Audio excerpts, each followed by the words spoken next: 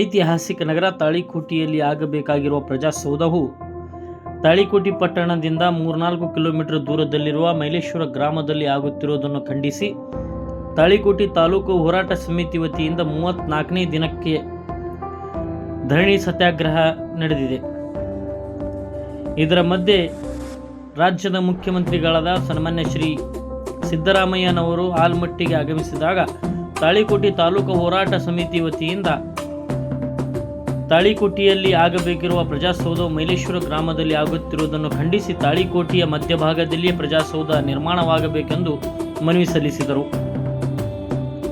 ಈ ಸಂದರ್ಭದಲ್ಲಿ ತಾಳಿಕೋಟೆ ತಾಲೂಕು ಹೋರಾಟ ಸಮಿತಿಯ ಅಧ್ಯಕ್ಷರು ಮತ್ತು ಪದಾಧಿಕಾರಿಗಳು ಉಪಸ್ಥಿತರಿದ್ದರು. Bureau report, TLK express news, Almatti. Sir 35 ದಿವಸ ಸರ್ ಇವತ್ತು ಆಗುತ್ತೆ.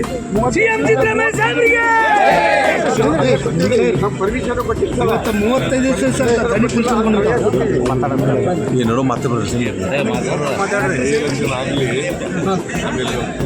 ಸರಿ ಬಂದು ಭೇಟಿ ಮಾಡಿ.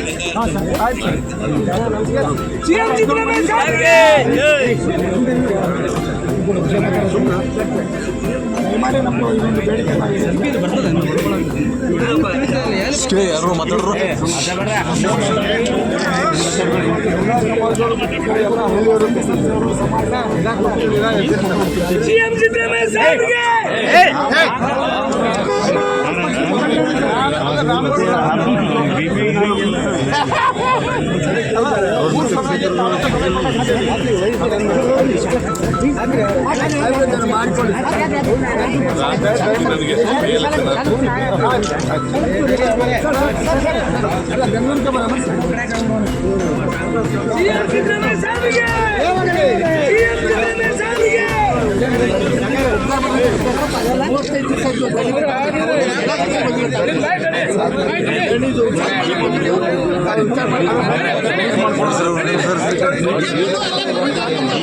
ಕ್ಯಾಮ್ರಾ ಮತ್ತೆ ಏನು ಗೊತ್ತಿಲ್ಲ.